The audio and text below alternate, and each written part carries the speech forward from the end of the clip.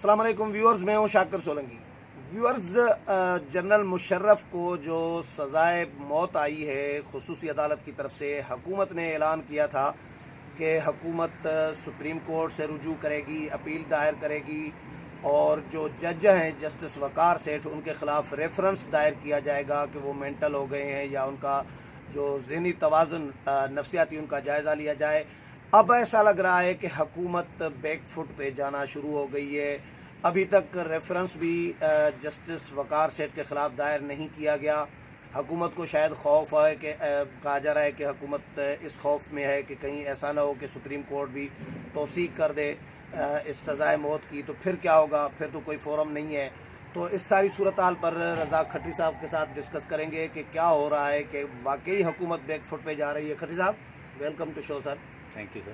کیا نظر آ رہا ہے، اطلاعات کیا ہیں؟ حکومت بیک فٹ پہ جا رہی ہے، کیا کرنے جا رہی ہے؟ کیونکہ اعلان تو کیا تھا بڑے دبنگ انداز میں، وزیر قانون نے کہا تھا اس بار دبنگ انداز میں یو ٹرن ہوگا۔ اچھا، ہاں، اور یہ کہ آپ اندازہ کریں نا کہ یہ تو ان کے لیے کوئی نئی روایت تو ہے ہی نہیں۔ ہاں، بغیر سوچے سمجھے کام شروع کرتے ہیں، بغیر سوچے سمجھے ختم بھی کر دیتے ہیں۔ ہاں، آپ دیکھیں نا کہ عمران خان صاحب جس طرح آپ نے ایک پروگرام کیا تھا، ان کے یو ٹرن گنوائے تھے کہ عمران خان صاحب جنرل مشرف کے خلاف پہلے کیا بولتے رہے اور اب کیا بول رہے ہیں۔ تو ظاہر بات ہے کہ ابھی بھی ان کے جو وزراء بولتے رہے، ساری چیزیں کرتے رہے، لیکن ایک بار میں بات آپ کو میں بتاؤں، مجھے اس بار تھوڑا چینج محسوس ہوا کیا؟ جنرل مشرف والے معاملے پر، کہ مقصد یہ کہ آپ کے وہ جو ہیں پہلے جو وزیر اطلاعات تھے فواد چودھری صاحب، وہ تھوڑا کھل کھل کے بولتے رہے کہ اداروں کے درمیان تصادم نہ ہو، کوئی نیا ڈائلاگ ہونا چاہیے۔ انہوں نے مضامین بھی لکھے، ٹویٹ بھی کیے، انٹرویوز بھی کیے۔ فردوس عاشق آوان کوئی اس طرح ان کا جارحانہ موقف نہیں تھا جس طرح فواد چودھری کا۔ مگر یہ کہ کلیکٹیولی ہم چیزوں کو دیکھتے ہیں، کہ آپ اندازہ کریں کہ جو ان کے ہارڈ لائنر ہیں تحریک انصاف کے، وہ جنرل مشرف کے فیصلے جو آیا ہے خصوصی عدالت کا، اس کے اوپر ان کا کوئی اتنا ریئیکٹ نہیں تھا۔ ایک تو یہ تھا، قانونی ٹیم بولتی رہی، انہوں نے پریس کانفرنس بھی کی۔ ظاہر بات ہے کہ آپ کو جو لوگ لائے ہیں اور جو لوگ جنرل مشرف کے پیچھے کھڑے ہیں، ان کی وجہ سے ہی وہ بولتے رہے۔ اب صورتحال یہ ہے کہ 2-4 روز سے آپ نے محسوس کیا ہوگا کہ بالکل وہ جو غبارہ تھا جس میں انہوں نے خود ہوا بھری تھی، اس میں سے ہوا نکلنا ایسا لگتا ہے کہ شروع ہو گئی ہے۔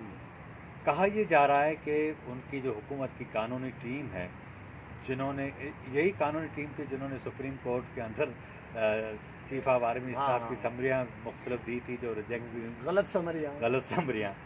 اب انہوں نے ان کو ایڈوائز دی ہے کہ اگر آپ جاتے ہیں، اور جو نئے چیف جسٹس صاحب ہیں، ظاہر بات ہے کہ وہ جس طرح آپ کے پنڈی کے جو صاحبان ہیں وہ کہتے ہیں کہ اگر وہ ہمارا ایک خاندان ہے تو یہ بھی ایک خاندان ہے، یہ اپنے ججز کے ساتھ کھڑے ہوں گے، ان کے فیصلوں کے ساتھ کھڑے ہوں گے، اور ظاہر بات ہے کہ یعنی یہ سیریس خوف ہے موجود۔ بالکل ہے۔ تو میرا خیال ہے کہ ان کو یہ کہا گیا ہے کہ اگر ان کے صاحب جاتے ہیں اور وہ اس کی سزا ویلیڈیٹ کر دیتے ہیں، چلیں پیرا 66 نکال بھی لیں، ہم گھسیٹیں گے نہیں، اس پیچھے ڈی چوک پر ٹانگیں گے بھی نہیں، لیکن اگر سزائے موت وہ ڈکلیئر کر دیتے ہیں تو پھر کیا ہوگا؟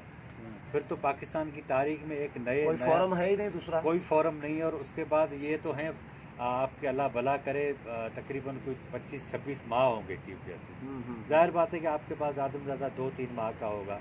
تو میرا خیال یہ کہ ایک تو یہ ہے، دوسرا حکومت خود پھنسی ہوئی ہے اس میں جنرل قمر جاوید باجوہ کی ایکسٹینشن کے معاملے پر۔ اس میں مختلف ہماری پارلیمنٹرین سے جب بات ہوئی ہے، وہ الٹیمیٹلی اسی بات پر آ کر رکتے ہیں کہ اگر آپ آرمی ایکٹ میں ترمیم کرتے بھی ہیں، فرض کریں، تو اس کا بیس آپ کو آئین فراہم کرے گا، بنیاد اس کی وہ کرے گا۔ ظاہر بات ہے کہ جب آئین بنیاد فراہم کرے گا تو آپ کو آئینی ترمیم لانا اور آئینی ترمیم کے لیے اپوزیشن کی مدد درکار ہوگی۔ 2/3 میجورٹی چاہیے دونوں ایوانوں کے اندر۔ اچھا، جس طرح اپوزیشن کو انہوں نے جو ہے وہ دیوار سے لگا دیا ہے، ایک طرف عدالتیں کیا کر رہی ہیں کہ وہ ان کو ریلیف دیتی جا رہی ہیں۔ ظاہر بات ہے ریلیف اس لیے مل رہا ہے کہ وہ دے کچھ نہیں رہے نا، جو ان کو کاغذات وہاں سے ملتے ہیں اسی بنیاد پہ گرفتار کرتے ہیں۔ نہیں کر رہے۔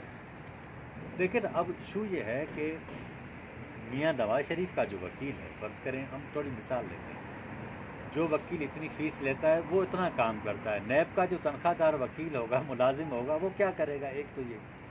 دوسرا یہ کہ نیب پراسیکیوشن اتنی ڈفر ہے کہ آج تک آپ نے لوگوں کے کیریکٹر ایسیسینیشن کی، ان کے دل جو ہے وہ سارے آپ نے زندان میں گنوا دی. آپ کچھ ثابت بھی نہیں کر سکتے. کوئی دوسرا ملک ہوتا تو ان کو تو سپریم کورٹ میں لا کر کھڑا کر دیتا، لیکن کیونکہ وہ قانون میں اس طرح کی گنجائش نہیں ہے تو وہ سارا کیا. کھٹری صاحب میں یہ سوچ رہا ہوں، جاننا چاہ رہا ہوں کہ ان کو جلدی میں فوری جلد بازی میں ری ایکشن دینے کی ضرورت کیا تھی وزیر اعظم کو یا وزیر قانون کو، مشیر اطلاعات کو؟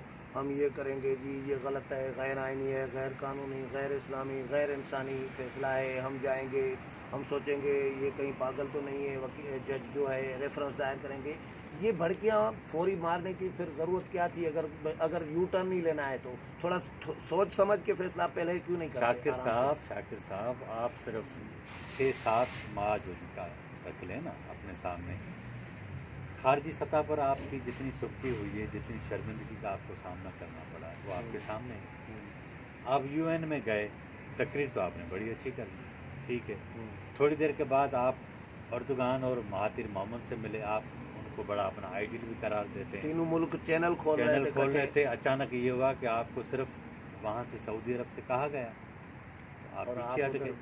آپ نے ان کی بھی عزت نہیں رکھی، اپنی بھی نہیں رکھی. آپ کے اوپر ٹرسٹ کون کرے گا؟ ایشو یہ ہے کہ بندے کو اتنا اندازہ ہونا چاہیے کہ بھائی میری ورتھ کیا ہے، میں جو کام کرنے جا رہا ہوں وہ کر سکوں گا نہیں کر سکوں گا، تو آپ کو شرمندگی نہ ہوگی.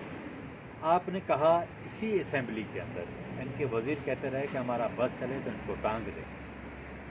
وہی سارے لوگ کورٹوں سے جو ہے وہ ریلیف لے کر باہر آ گئے. آپ کہاں کھڑے ہیں؟ اب ایشو یہ ہے کہ سپریم کورٹ، آپ اگر جنرل باجوہ کے پیچھے کھڑے ہیں، ان کو ایکسٹینشن دلانا چاہتے ہیں، تو کیا آئین میں ترمیم اسی طریقے سے آپ کروائیں گے؟ تو ظاہر بات ہے کہ ان کو کچھ بھی پتہ نہیں ہے کہ کیا کریں. کیونکہ سیاست میں، اسپیشلی پارلیمانی سیاست میں، آپ اگر کوئی کسی تحریک کا حصہ ہوتے ہیں نا تو اس میں آپ کے پاس سرخ لائن ہوتی ہے. پارلیمانی سیاست میں سرخ لائن نہیں ہوتی. کسی بھی وقت کسی کے ساتھ آپ کا کام پڑ سکتا ہے نا. یہ آج تک جن کو کہہ رہے ہیں نا کہ پی ٹی ایم کو اسپیس نہیں دیتے، ان کی ٹی وی پہ خبریں نہیں چلتی، ان کے وزراء ان کو انڈائریکٹ غدار قرار لیتے رہے، کل ان کی بھی ضرورت پڑے گی تو آپ کو جانا پڑے گا، کیونکہ عددی اکثریت کا معاملہ ہوتا ہے نا.